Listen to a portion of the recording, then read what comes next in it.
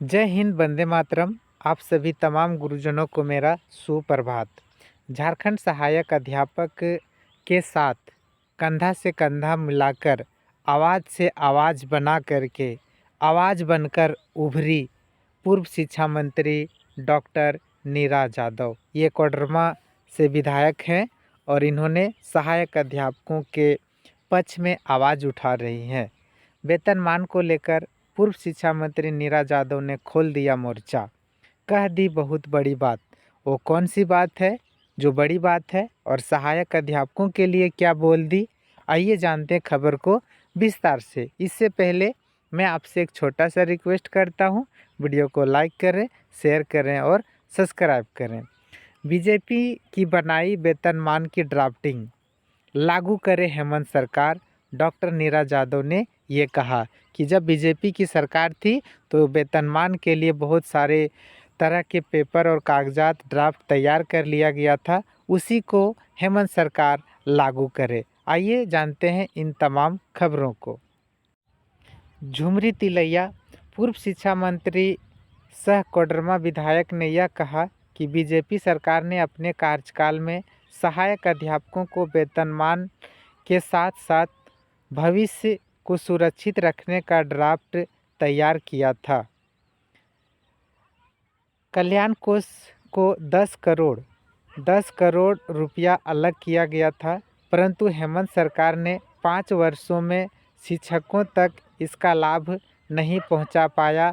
लाभ पहुंचाने में उन्होंने आगे कहा कि राज्य सरकार में किसी तरह के कोई भी कारण से अगर यदि सहायक अध्यापक की मृत्यु होती थी तो वैसे सहायक अध्यापकों को 1 लाख रुपया राशि दी जाती थी, परंतु गठबंधन की सरकार ने अपने कार्यकाल में मृत सहायक अध्यापकों की सूद तक नहीं ली गई, उनसे मिलने तक नहीं गया। डॉक्टर नीरा जादव ने कहा कि हेमंत सरकार सहायक अध्यापकों को अंधेरे में धकेलने का काम किया है, अंधकार में रखने का काम किया है।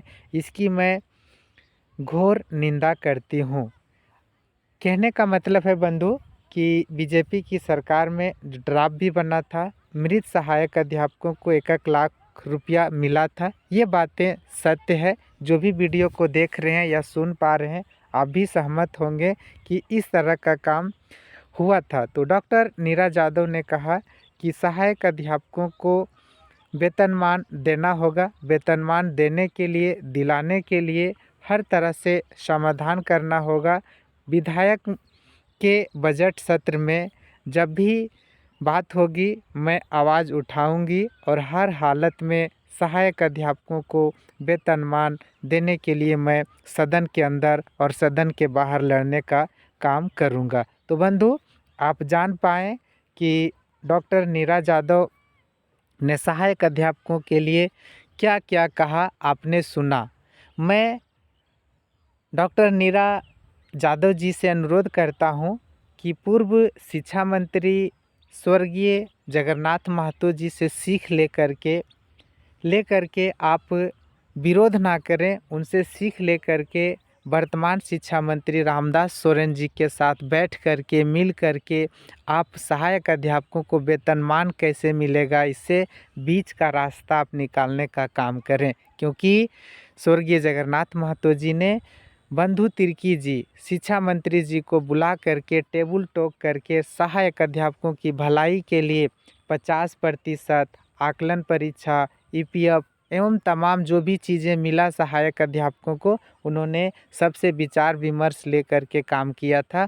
तो आप भी इसी तरह से आवाज़ उठाएं, संघर्ष करें, सहायक अध्यापकों का कल्याण करें, लेकिन इस तरह से नहीं। आप उनसे मिल कर के बैठ कर के अफसरशाही से बचाने का काम करें। डॉक्टर नीरा जादव जी, आप शिक्षा सचिव के बातों में ना लगें, क्योंकि वही लोग ऐसे हैं जो सहायक अध्यापकों का भला नहीं चाहते हैं। साथ ही साथ हमारे अगुआ साथी के विभिन्न गुटों में बट करके टेट पास, अनटेट पास, प्रशिक्षित संघ, एकीकृत संघ, जितने तरह के हैं सब पद के लालची हैं और सहायक अध्यापकों को सताने में संघर्ष मोर्चा का विरोध करके एवं गुट में बट करके इन्होंने भी अहम भूमिका निभाया है। नहीं तो हेमंत सोरेन की सरकार में भी ड्राफ्ट तैयार हो चुका था। एकाएक ड्राफ्ट चेंज हो गया और आज सहायक अध्यापकों को मुंह की खानी पड़ रही है, गुलदस्ता भेंट करना पड़ रहा है, बुके देना पड़ रहा है। बंधु, जब तक आप सभी अलग अलग गुटों में रहेंगे, बट के रहेंगे, तो आपको उनके पीछे जाना होगा और आपको बुके से सम्मानित करते रहना है। तब तक पारा शिक्षक सब काल के गाल में समा रहे हैं, रिटायर हो रहे हैं और उनका भविष्य अंधकार में है। अगर यदि सचमुच पारा शिक्षकों का भला चाहते हैं तो एक बैनर के तले एक होकर के सरकार के साथ लड़ाई लड़ें, वेतनमान आपके कदम चूमेगी। जय हिंद, वंदे मातरम। अगर यदि आपके मन में कोई सुझाव है तो आप भी अपना सुझाव ज़रूर दें।